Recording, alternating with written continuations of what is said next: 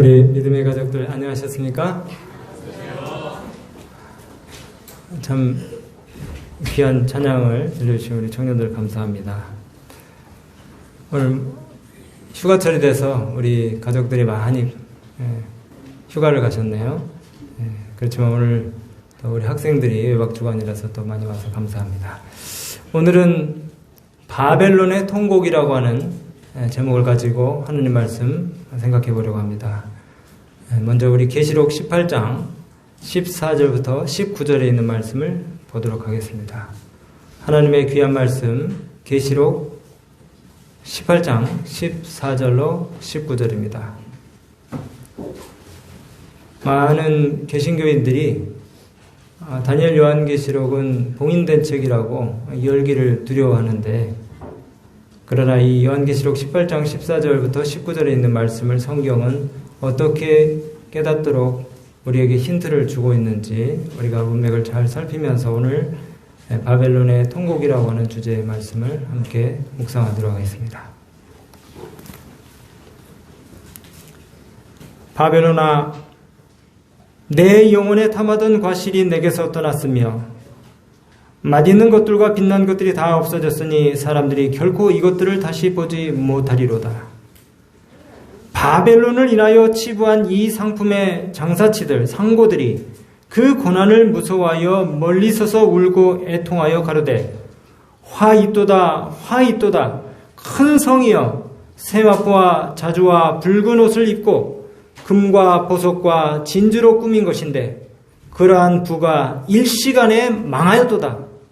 각 선장과 각처를 다니는 선객과 선인들과 바다에서 일하는 자들이 멀리 서서 그 불붙는 연기를 보고 외쳐 가로되, 이 큰 성과 같은 성이 어디 있느냐 하며 티끌을 자기 머리에 뿌리고 울고 애통하여 외쳐 가로되, 화 있도다, 화 있도다. 이 큰 성이여, 바다에서 배부리는 모든 자들이 너의 보배로운 상품을 인하여 치부하였더니 일시간에 망하였도다.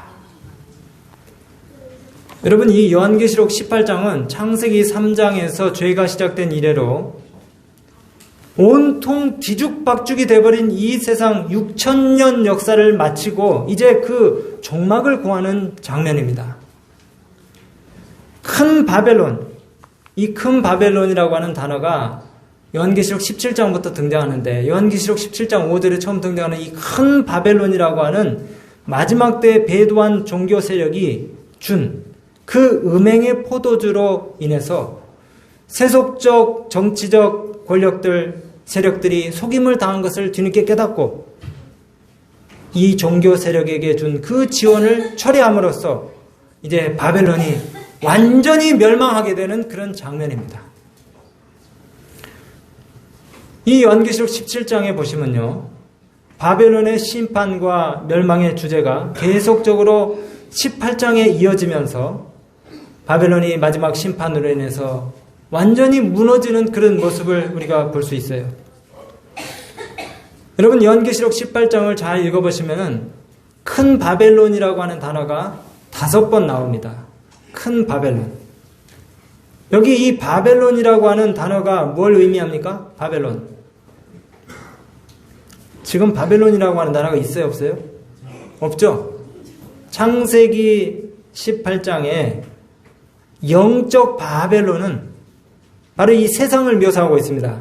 이 세상을 가리켜서 지금 창세기 18장에 바벨론이라고 이야기하고 있어요. 왜 지금 이 현재 우리가 살고 있는 세상이 영적 바벨론인지 이제 차근차근 제가 예언의 말씀을 가지고 설명을 해드리겠습니다.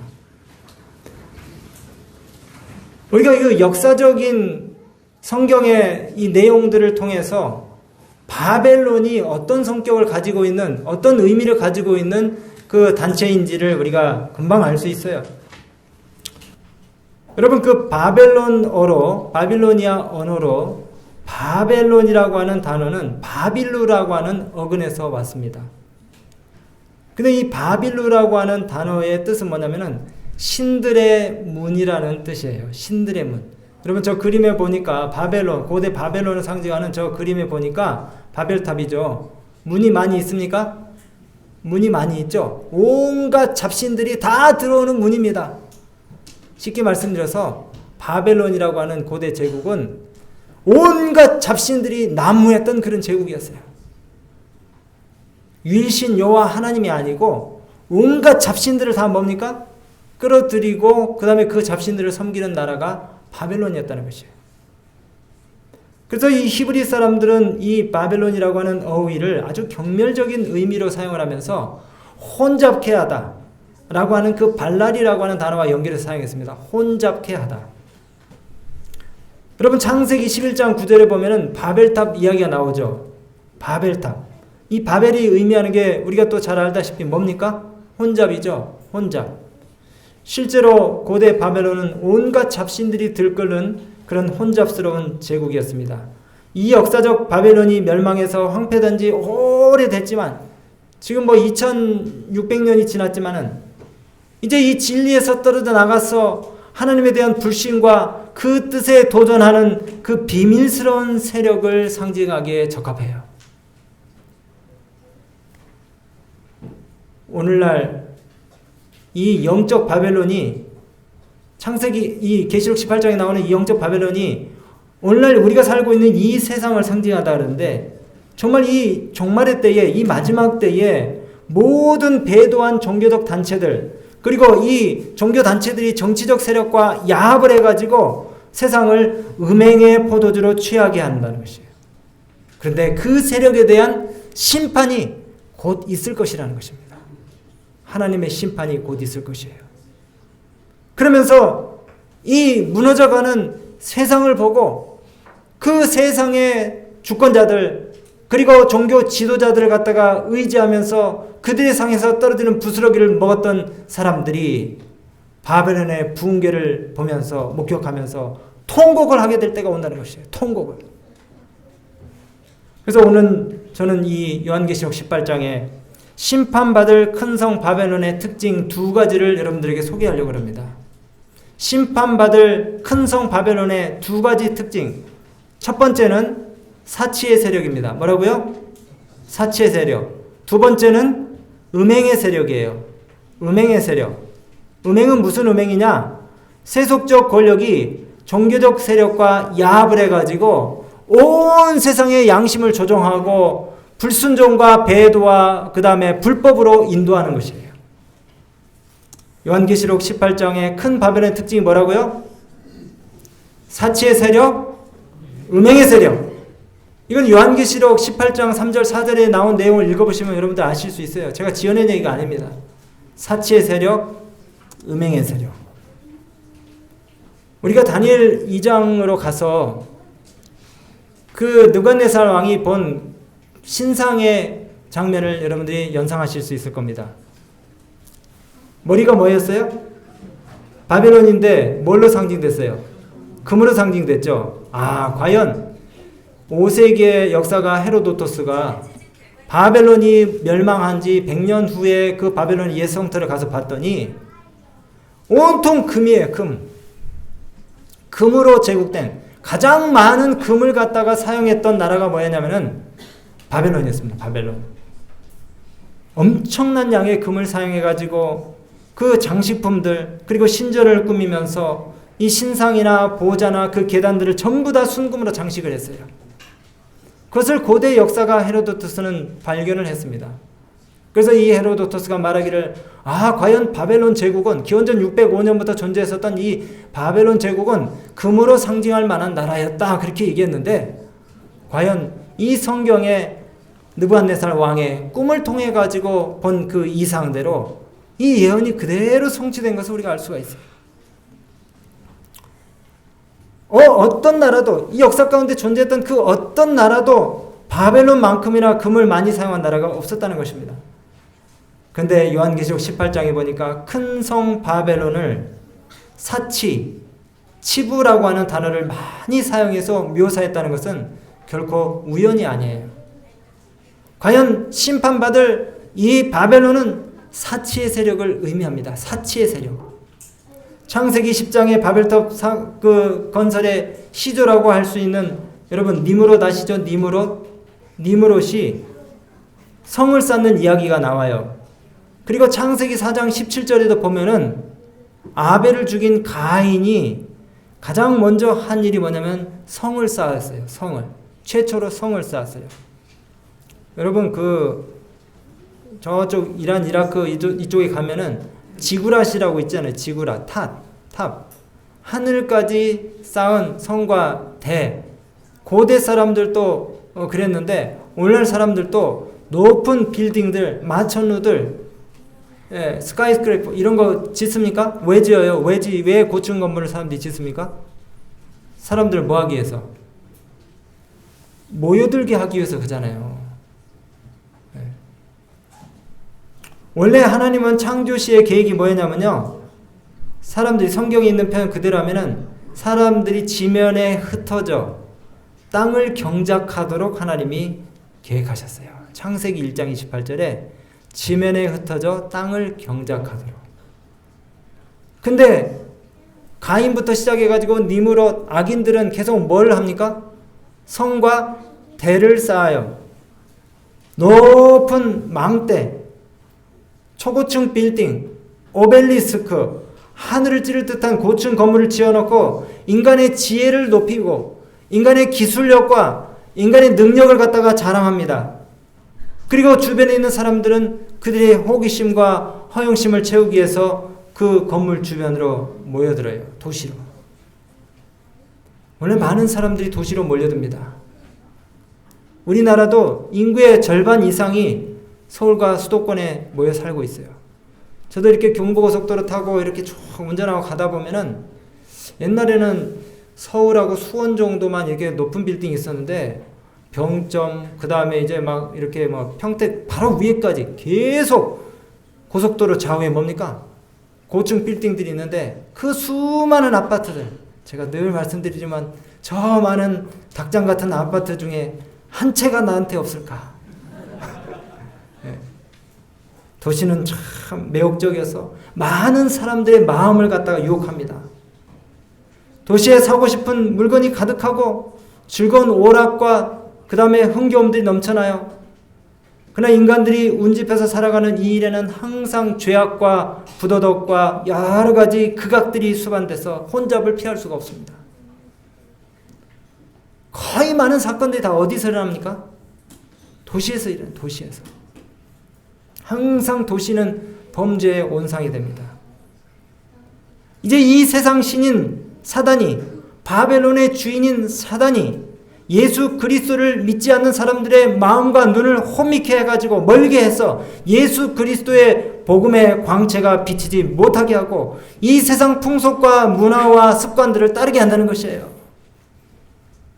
밤에 잠을 자야 되는데 불나방처럼 계속 오토바이를 타고 그 다음에 2차, 3차 술을 마시면서 돌아다니는 거예요, 사람들이. 그리스도인들이 이 바벨론 시대와의 싸움에서 승리하는 길은 청빈한 삶, 그리고 거룩한 삶, 예수 그리스도만을 바라보는 삶을 살아야 된다는 것입니다. 이 세상 신인 마귀가 통치하는 이 바벨론 시대는 물질 만능주의, 그 다음에 음란이 팽배한 그런 시대인 것이에요. 여러분, 도시를 너무 동경하지 마시게 되길 바랍니다. 요한계시록 18장에 도시를 특징 짓는 많은 여러 단어들 가운데서 사치라는 단어가 여러 번 등장한다고 했죠. 사치. 여러분, 사치를 하려고 그러면은 어떻게 해야 됩니까? 돈을 많이 벌어야 돼요. 사치를 하려면 돈을 많이 벌어야 돼요. 돈을 많이 벌려면은 뭘 해야 됩니까? 장사를 해야 돼. 장사. 바벨론은 상고의 나라입니다. 상고의 나라. 여기 성경에 힌트가 다 있어요. 돈을 많이 벌려면은 장사를 해야 돼요. 정직하게 농사 지시는 우리 어른들께 정말 죄송합니다. 농사를 지어서는 돈을 많이 못 법니다. 성경대로. 장사를 해야 돼요. 중간 마진을 많이 남겨 먹어야 됩니다. 우리 어떤 옛날에 장로님 딸이 외국에서 골동품상을 하는데 부르는 게 값이더라고요. 그 어디서 그냥 어떤 스페인에서 옛 그 고물 자개농 같은 거 하나 헐값에 그냥 주워왔는데 그걸 프랑스에다가 가격을 그냥 아무렇게나 불렀는데도 그걸 찾는 또 희귀한 또 사람들이 있더라고요. 그래서 하나 팔면 막 2천만 원, 3천만 원. 쓰레기 500원에 주워와가지고 2천만 원, 3천만 원에 팔더라고요. 그래서 아버지 BMW도 사주고 막 이래 하더라고요. 장사를 해야 됩니다. 큰 돈을 벌려면은 정직해서는 안 되고 뻥을 치고 과장을 하고 거짓말을 해야 돼요. 거짓말. 제가 여러분들한테 웃으라고 드리는 말씀이 아니고 지금 이 바벨론의 특징에 대해서 말씀을 드리기 때문에 지금 이런 말씀을 드리는 거예요. 여러분, 그래서 부자 되려고 하지 마시기 바랍니다. 열심히 정직하게 살아서 돈을 많이 버는 건 좋지만 부자 되는 게 목표가 돼가지고 편법을 써서 부정직하게 부자가 되어서는 안 돼요. 그렇게 부자가 되기 위해서는 부정직한 거래, 그리고 나서는 많이 번 걸로 인해서 사치와 낭비로 다시 망하게 됩니다.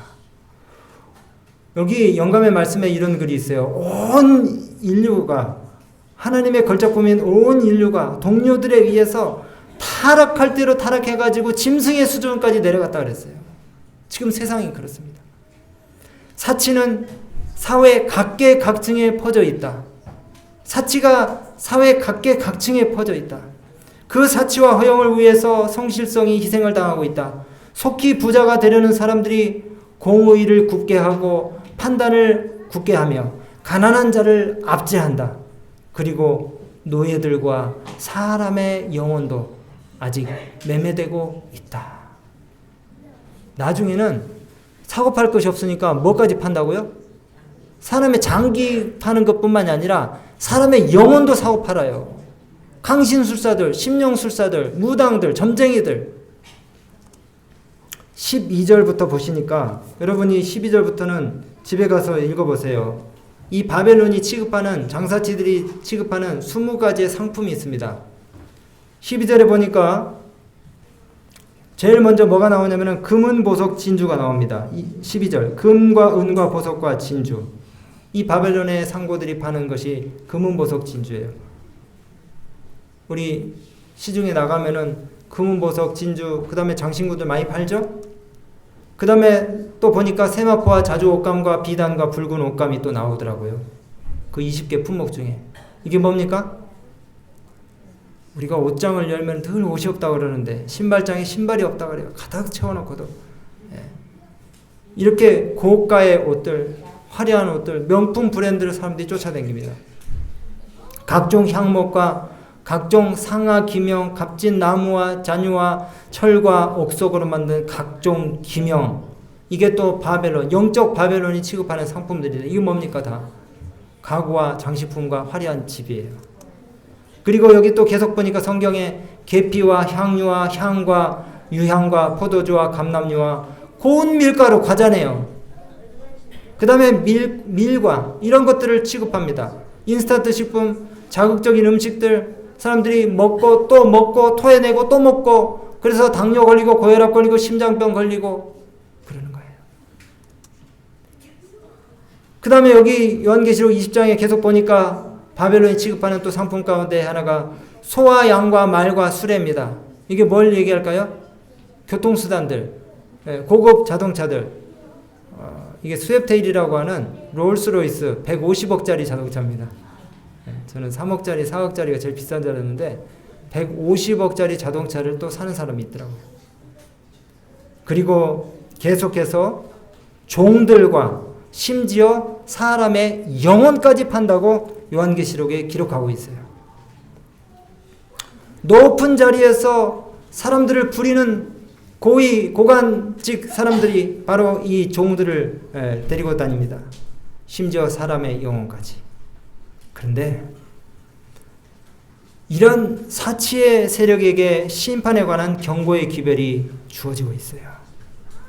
요한계시록 18장 4절부터 11절을 다시 보겠습니다. 18장 4절부터 11절입니다. 또 내가 들으니 하늘로서 다른 음성이 나서 가로되 내 백성아 거기서 나와서 그의 죄에 참여하지 말고 그의 받을 재앙을 받지 말라. 그 죄는 하늘에서 묻혔으며 하나님은 그의 불의하신 일을 기억하신지라.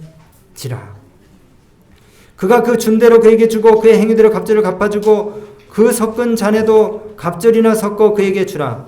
그가 어떻게 자기를 영원하게 하였으며 사치하였든지 그만큼 뭘로 갚아주리라? 고난과 애통으로 갚아주라.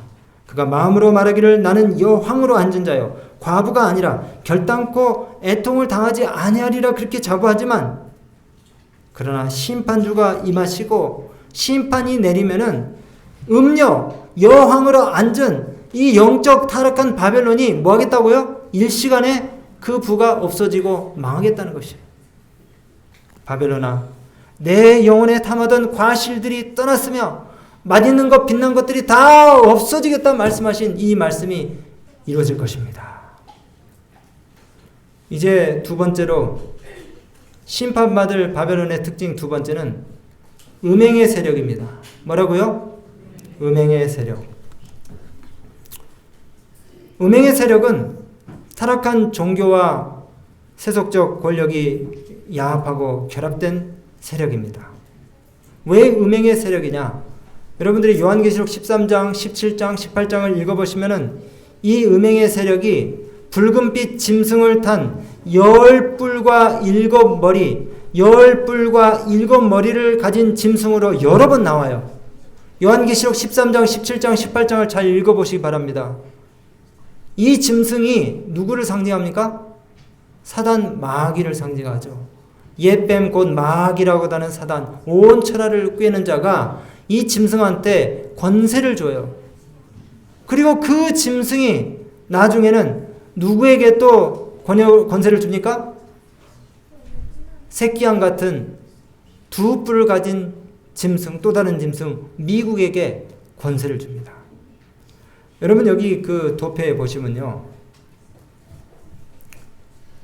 그 영적 바벨론으로 일컬어지는 로마 카톨릭이 이 세상의 모든 종교, 정치, 철학들을 갖다가 다 하나로 아우르는 그 계략들을 어떻게 펼치고 있는지 여기 나와요. 저 도표에 보시면은 여러분 진실로 예수 그리스도를 믿지 않는 모든 세력들은 다 한 통 속입니다. 뭐라고요? 다 한 통 속이에요.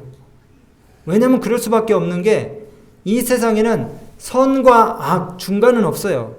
선과 악의 대쟁투입니다. 하나님을 신실하게 말씀대로 진리대로 순종하는 이 백성들 외에는 전부 다 뭡니까? 한 통 속이에요. 여기 보시면은 다니엘 2장, 7장, 8장, 그 다음에 요한계시록에 나오는 이집트, 그 다음에 메데페르시아, 그리고 바벨론, 그리스, 로마, 아시리아, 하나님의 백성들을 대적하고 또 그리스도인들을 핍박했던 모든 제국들이 다 같은 철학과 속임수와 같은 이단적인 그런 그 사상들을 품고 있어 왔어요. 근데 이것들이 사단이 만들어낸 철학과 영지주의, 그리고 신비주의, 기타 여러 가지 이념들과 다 또 짬뽕을 시키는 것이에요. 심지어는 거기 무신론의 핵심 사상을 가지고 있었던 공산주의, 그리고 여러분들이 잘 아시는 것처럼 일루미나티, 뭐 이거는 우리가 약간 음모론이라고 얘기를 하지만 실제로 있습니다. 프리메이슨, 일루미나티, 그 다음에 신지학 협회, 사이언톨로지, 다 같은 거예요. 다 같은 거예요. 다 누구를 공격하기 위해서요? 창조주 하나님을 공격하고 그분을 따르는 그 백성들을 갖다가 다 뭡니까? 멸망의 구렁텅이에 집어넣기 위해서 다양한 모습, 다양한 방법으로 이 세속적인 영적 타락한 바벨론이 활동을 하고 있는 거예요. 음악을 통해서, 그 다음에 대중 이 문화를 통해 가지고, 그리고 또 과학을 통해서, 철학을 통해서, 종교를 통해서 다 일하는 것입니다. 영혼 불멸설과 일요일 신성설, 강신술, 그 다음에 거기에는 또 마법이 들어갑니다. 마술이 들어가고요. 동방의 종교들 가운데 힌두교, 그 다음에 불교, 그 다음에 이런 것들이 또 뉴에이지로 또 오잖아요. 그죠? 힌두교하고 회교 이런 그것들이 뉴에이지로 또 우리한테 와요.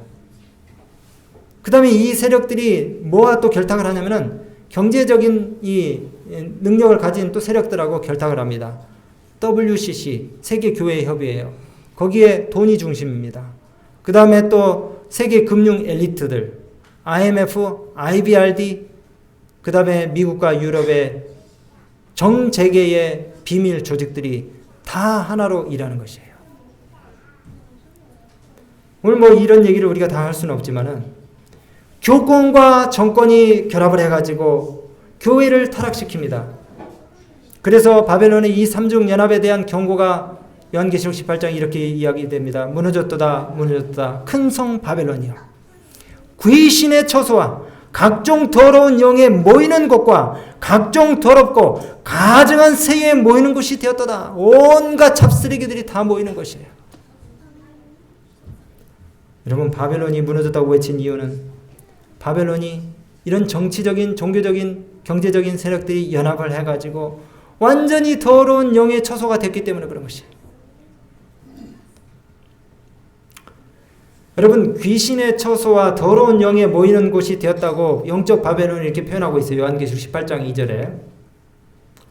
이 말씀은 요즘 교회의 현실들을 보면은 금방 알 수 있습니다. 많은 기독교회들이 이적과 치유와 방언의 은사를 성령의 역사라고 맹신하면서 눈에 보이는 현실적인 현상들에만 치우치고 있어요. 여러분, 정신을 똑바로 차리시기 바랍니다. 어디서 우리의 눈을 갖다가 번쩍 뜨게 하는 어떤 이적과 기사가 나타났다 그래가지고 거기에 혹해서는 안 되는 것이에요. 그 이면에는 전부 돈이 다 달려있습니다. 돈.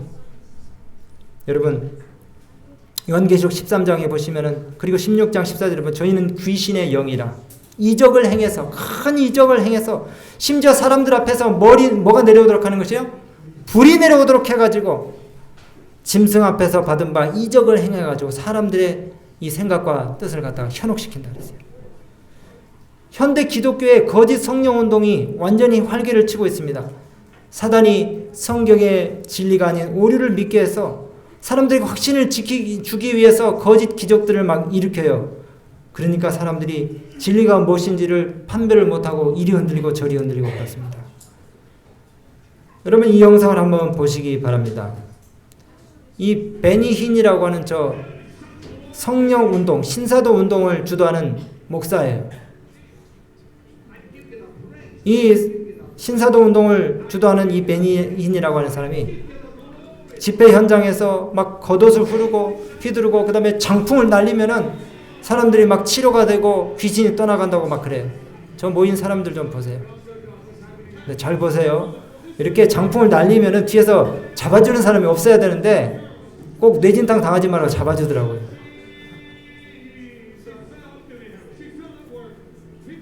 근데 저게 다 사기입니다, 사기. 저 분홍색 옷을 입은 여인이 이 왼쪽이 다 중풍이 들어가지고 몸을 못 쓰게 됐다는데 지금 저기서 나와가지고 저렇게 막 뛴다고 지금 하는 건데, 저게 원래부터 병에 안 걸린 사람을 데려다 놓고 저렇게 하는 건지 모르겠어요. 저렇게 밀었을 때 뒤에서 잡아주지 말아야 되는데 다 잡아주거든요. 뇌진탕 당하지 말아요.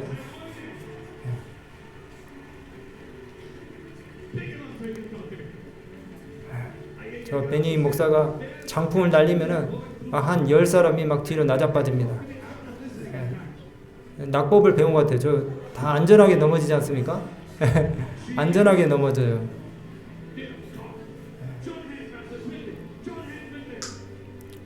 사람들이 눈에 보이는 것에 열광을 하기 때문에. 저 보세요. 한 7, 8명, 10명이 뭐 대단한 막 기적이 일어난 것처럼 막 저렇게 해가지고 사람들을 막 현혹을 시킵니다. 여러분, 저 베니인이라고 하는 목사가 재산이 얼마인 줄 아세요? 재산이 500억입니다. 500억. 전용 헬기를 타고 댕겨요. 저렇게 거짓 성령운동, 기적을 막 일으키는 막 이런 일들을 해가지고 다 뭐 하는 것입니까? 많은 사람들을 갖다가 헷갈리게 만들어서. 그런데 저 목사들은 다 호주머니에다 막 돈을 막 챙기는 거예요. 엄청나게 챙기는 거예요. 조용기 목사님이 이분을 또 초청을 해가지고 한국에서 또 큰 집회를 했었습니다. 그런데 이 베니 목사 말고도 재산이 8,500억인 또 목사가 있어요. 그 사람도 마찬가지로 그런 일들을 하고 다닙니다. 거짓 성령의 역사가 교회에 너무나 가득 차 있기 때문에 성경은 이 교회가, 이 기독교계, 종교계가 거짓 영들, 그리고 귀신들이 모이는 처소, 악령의 처소가 됐다고 요한계시록은 이야기하고 있어요. 각종 더러운 영이 모이는 곳, 깨끗하고 순결한 영이 모여야 되는데 성령께서 우리의 마음 가운데 성결케 하는 영을 부어주셔서 진정한 회개와 회심을 우리가 경험을 해야 되는데, 사람들은 이렇게 눈에 보이는 현실적인 현상들과 상황에만 그들에 이어 호기심과 어떤 이런 것들을 갖다가 만족감을 받기를 원하는 것이에요. 여러분, 이런 이적과 기사들을 본 사람들이 마음이 변화되지 않았기 때문에 그들은 여전히 교회에 가서 남을 모함하고, 그 다음에 또 시기하고 질투하고 미워하고 싸우고 속이고, 그 다음에 교회 내에서도 자리 다툼을 하고, 이렇게 하니까 하나님의 영이 역사하실 수가 없어요. 귀신의 영이 하나님의 이름으로 모이는 하나님의 집의 사람들에게 임하는 것입니다. 그리고 종교 지도자들은 계속 돈을 탐하고 돈을 밝히는 것이에요. 이제 이 타락한 종교, 카톨릭과 타락한 개신교와 강신술이 세속적인 권력과 야합해서 세상의 모든 사람들의 양심을 조종하고 무력으로 오류를 강요하는 것, 이것이 바로 음행의 세력인 것입니다. 여러분, 참된 종교는 절대로 인간의 양심을 조종하거나 강제하지 않아요. 여러분, 요한계시록 3장을 읽어보셨죠? 예수님이 문 밖에서 뭐 하신다고요? 두드리신다고요. 주님 우리를 창조하셨지만은 주님이 나 들어간다 그러면서 문을 확 열고 들어오시지 않아요. 항상 성령께서 우리의 마음 가운데 깨닫도록 세미하고 잔잔한 음성으로 우리의 마음을 감동시키시지, 목에다가 줄을 매가지고 강제로 우리를 끌어가지는 않는다는 것이에요. 이것은 누가 하는 것이냐면은 사단이 하는 것이에요. 여러분, 이 사단이 이 짐승의 세력들, 음행의 세력들을 이용을 해가지고 개인의 신앙의 양심을 갖다가 강요하는 그런 시대가 지금 왔어요.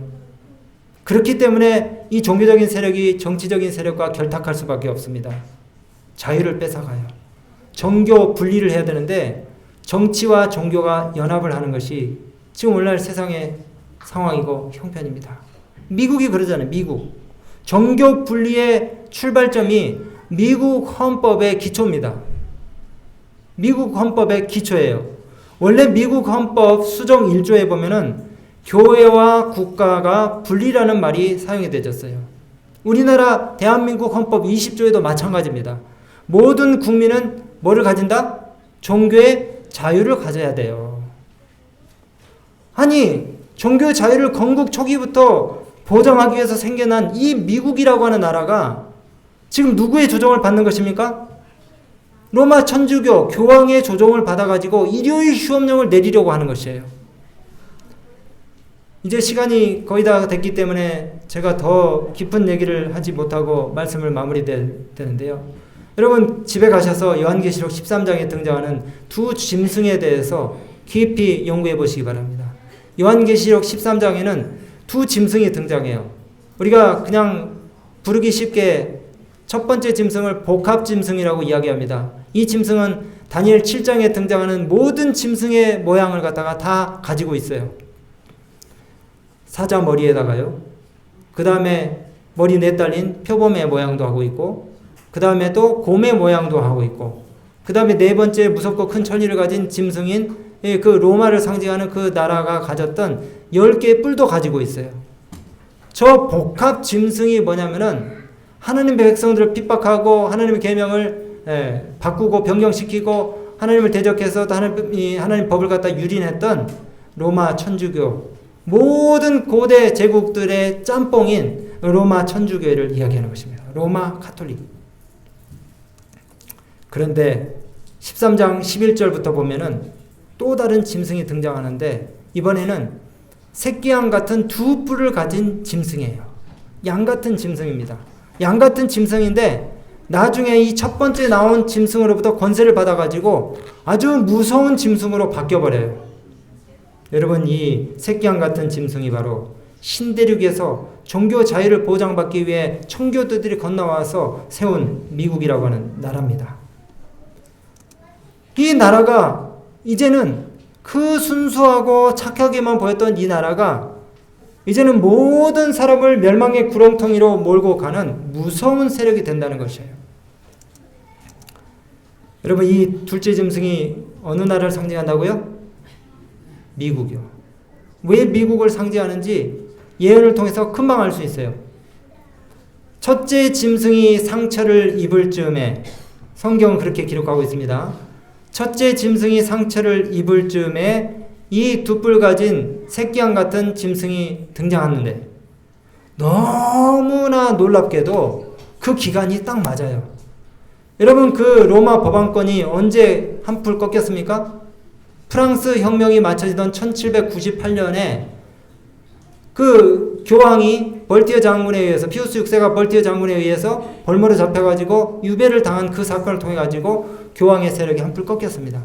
그때가 언제라고요? 1798년. 그런데 여러분, 미국이 영국으로부터 독립선언을 하고 정식 나라로 기초를 갖춘 해가 언제냐면 1776년이고, 그 다음에 1789년에 미국이 헌법을 제정했어요. 그러니까 로마 교회가 한풀 꺾인 1798년하고 미국이 정식 나라로 출범을 하며 독립을 하면서 헌법을 갖춘 1789년하고 거의 비슷하죠. 예언의 성취가 이렇게 돼가고 있습니다. 근데 여러분, 이 새끼양 같은 미국을 상징하는 저 짐승에서 뿔이 몇 개라고요? 2개. 이 두 뿔이 상징하는 것은, 첫 번째, 미국은 민주국가잖아요. 민주국가예요. 공화정치입니다. 국민이 주권이 되는 왕 없는 나라입니다. 종교 자유를 보장받기 위해서 그랬어요. 그래서 시민의 자유를, 공민권을 보장하는 공화국의 상징을 한 뿔이 표상하고 있고요. 또 다른 한 뿔은 개신교 신앙을 바탕으로 해서 교황이 없는 그런 교회다 그래서 이 미국의 이 두 뿔 가운데 또 한 뿔이 상징을 하고 있어요.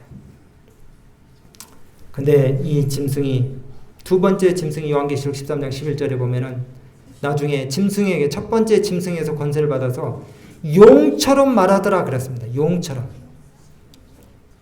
용이 뭐라고요? 요한계시록 12장에 보니까 예뱀 곧 마귀라고 하는 사단이에요. 사단이 첫 번째 복합짐승 로마 카톨릭에게 권세를 주니까 이 로마 카톨릭이 실컷 하나님의 백성을 갖다가 공격하고 법을 유린하고 이렇게 하더니 이제는 누구한테 힘을 줍니까? 미국한테 힘을 줘서 일요일 시험용으로, 그 다음에 영혼 불멸사 강신술로 온 세계 사람들 갖다가 다 이 타락의 길로 몰아가는 것입니다. 여러분, 그 미국이라고 하는 나라는 절대로 로마 카톨릭과 친해질 수가 없는 나라였어요. 왜냐하면 청교도들이 미국을 세울 때에 그 교황이 그렇게 핍박하고 박해하고 이게 싫어가지고 종교의 자유를 보장받기 위해서 그 사람들이 메이플라워를 타고 가가지고 미국에 정착을 해서 세운 나라가 아닙니까? 종교 자유를 보장받고 싶어가지고 세운 나라가 아닙니까? 그런데 성경의 예언대로 죽었던 상처가 살아나 이상의 사람들이 그 짐승을 따른다 그랬는데 그 예언이 딱 맞아 떨어지게 된 계기가 또 생겼어요.